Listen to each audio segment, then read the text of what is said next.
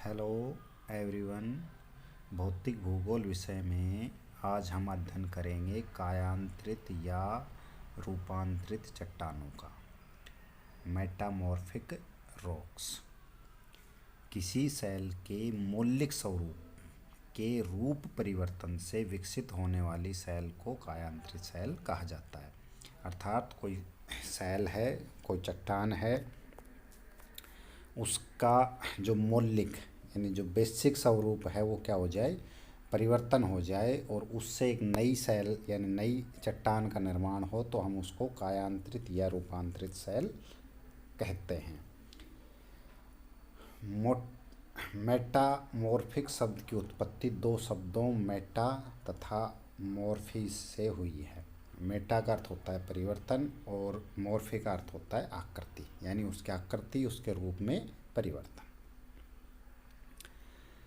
कायांतरण या रूपांतरण की प्रक्रिया जो होती है उसके अंतर्गत चट्टान का संगठन और रूप यानी संगठन और रूप क्या होता है, बदल जाता है, लेकिन चट्टान में किसी भी प्रकार का विघटन और वियोजन नहीं होता। ध्यान रखने योग्य कि जब चट्टान में रूपांतरित होती है या उसका कायांतरित होता है तो उसका संगठन और उसका रूप तो बदल जाता है, लेकिन चट्टान में विघटन और वियोजन नहीं होता। वैसे साधारण तौर पर रूप परिवर्तन परतदार तथा आग्नेय सेलों का होता है, लेकिन कभी कभी जब रूपांतरण के कारक अधिक प्रभावी होते हैं तो रूपांतरित सेल का भी क्या हो जाता है, रूपांतरण हो जाता है। इस क्रिया को क्या कहते हैं, पुनः रूपांतरण कहते हैं। रूपांतरण की क्रिया के दौरान चट्टानों दो रूपों में बदलती हैं, भौतिक रूपांतरण अथवा रासायनिक रूपांतरण, यानी या तो फिजिकली चेंज होती है या केमिकली। उसके बाद रूपांतरण किन कारकों से होता है, यानी एजेंट्स ऑफ मेटामॉर्फिज्म। रूपांतरण के कारक क्या होते हैं, तो सबसे जो पहला कारक है वो क्या है, ऊष्मा यानी हीट। चट्टानों के रूपांतरण के लिए सर्वप्रमुख जो कारण है वो क्या है, ऊष्मा है,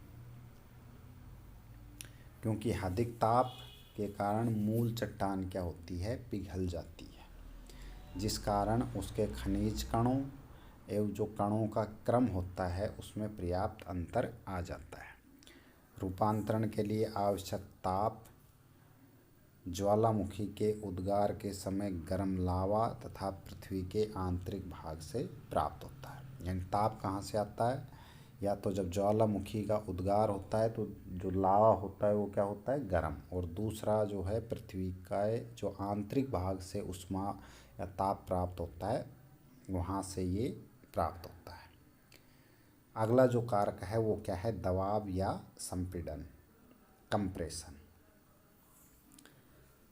पर्वत निर्माण की क्रिया के समय अथवा भू हलचल के समय जब चट्टानों में मोड़ यानी वलन आने लगते हैं तो उससे उत्पन्न दबाव के कारण चट्टानों के संगठन और रूप में परिवर्तन आ जाता है। इस प्रकार का दबाव खासकर पर्वतीय भागों में कार्य करता है।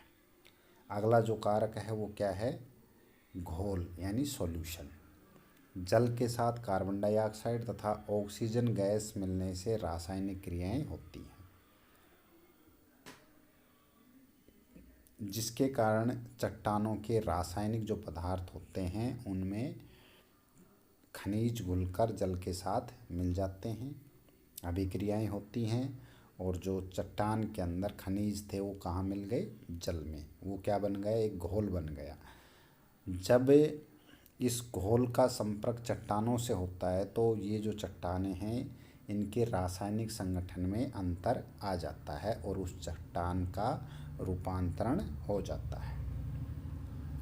उसके बाद रूपांतरण के प्रकार। रूपांतरण के कई प्रकार होते हैं। सबसे पहला जो प्रकार है वो क्या है, तापीय अथवा संस्पर्शीय रूपांतरण। इस प्रकार के रूपांतरण को संस्पर्शीय इसलिए कहते हैं कि ये जो कायांतरण है चट्टान विशेष एवं मैग्मा के पारस्परिक संपर्क से होता है। यानी कोई चट्टान और मैग्मा का जब आपस में क्या होता है, संपर्क होता है, तो हम उसको क्या कहते हैं, संस्पर्शीय कहते हैं।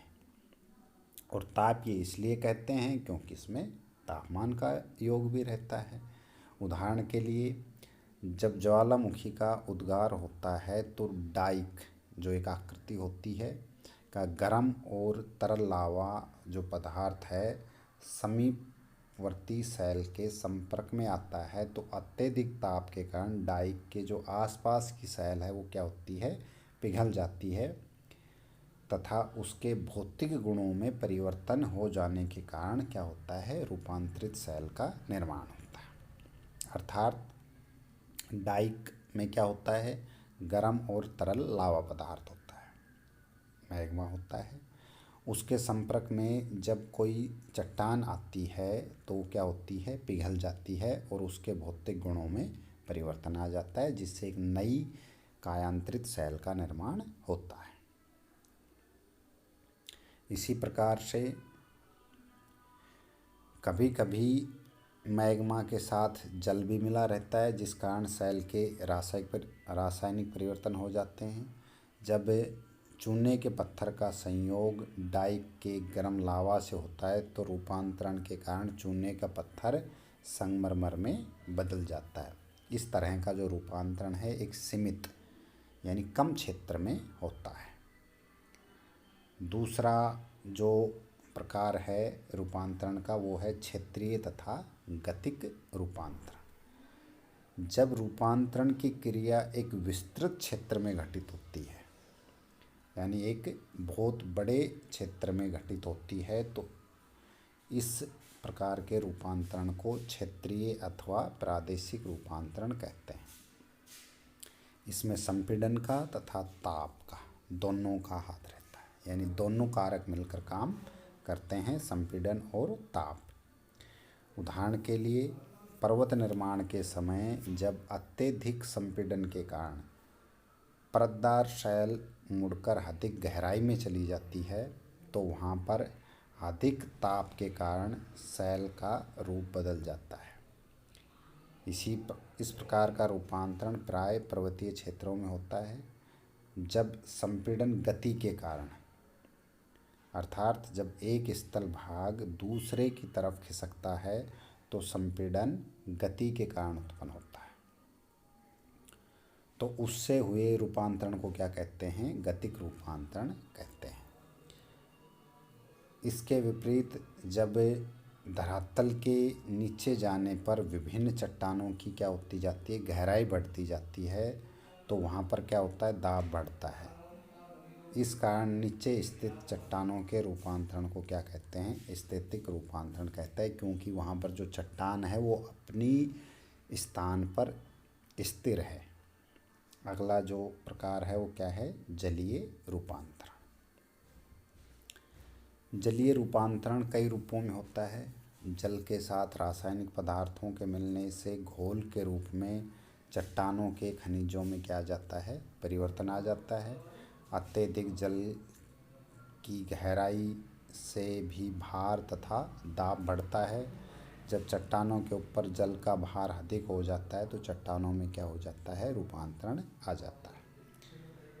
अगला जो प्रकार है वो क्या है, ताप जलीय रूपांतरण। जब चट्टानों के ऊपर गर्म जल गिरता है तो जल के भार और दाब तथा जल की वाष्प से चट्टानों में परिवर्तन आ जाता है। तो ये थे कायांतरण या रूपांतरण के प्रकार। अब रूपांतरित सेलों का वर्गीकरण है, यानी कि ये सेलें कितने प्रकार की होते हैं, कितने प्रकार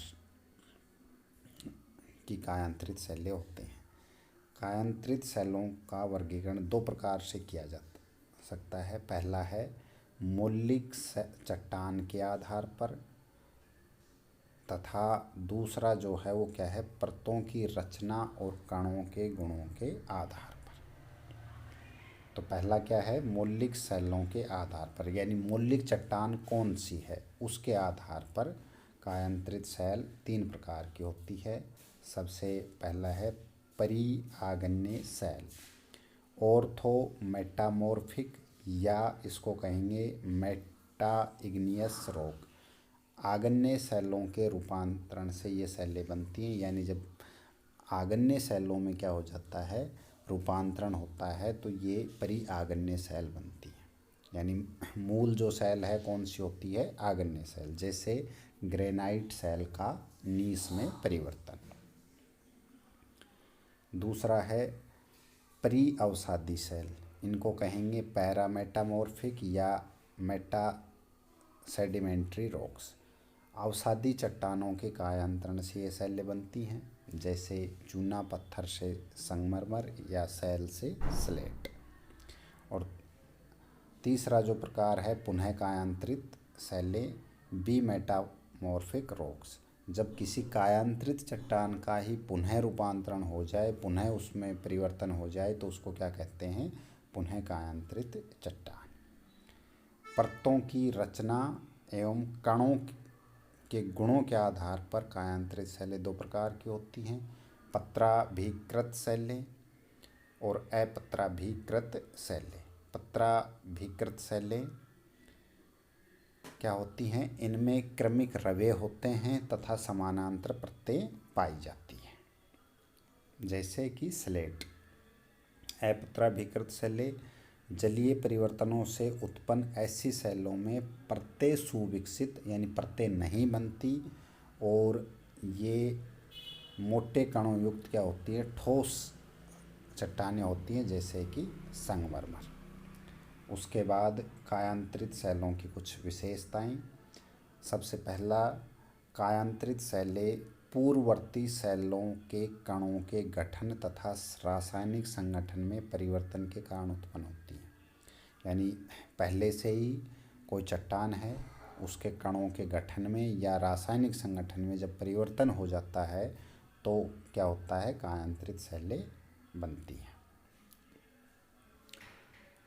कुछ चट्टानें कायांतरण के बाद मौलिक रूप से अधिक कठोर हो जाती है, यानी जो मूल चट्टान है उससे भी क्या हो जाती है, अधिक कठोर हो जाती है। जैसे संगमरमर चूना पत्थर से अधिक कठोर होता है, यानी चूना पत्थर से बनती है संगमरमर, लेकिन चूना पत्थर से कठोर होती है।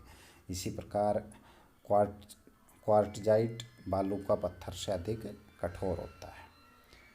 कायांतरित शैलों में जीवाश्म नहीं पाए जाते हैं। इन शैलों में बहुमूल्य धातुएं तथा खनिज पाए जाते हैं।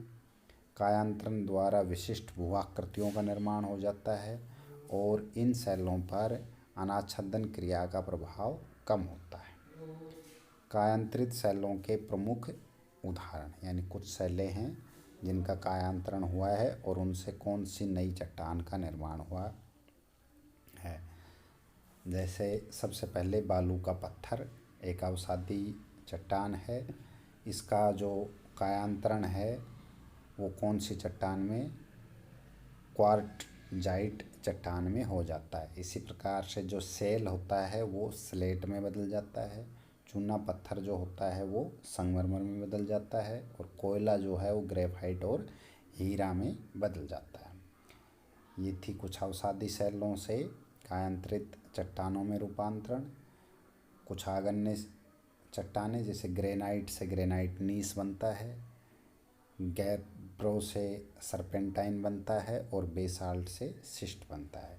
तो ये थे कुछ रूपांतरित या कायांतरित चट्टानों के एग्जाम्पल।